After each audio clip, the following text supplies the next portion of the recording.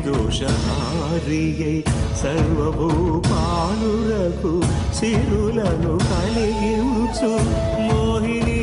కృష్ణులుగా మోహము తొలగించు గరుడ వాహనమెక్కి ఘనదాస్యమును చూపు హనుమంత సేవలో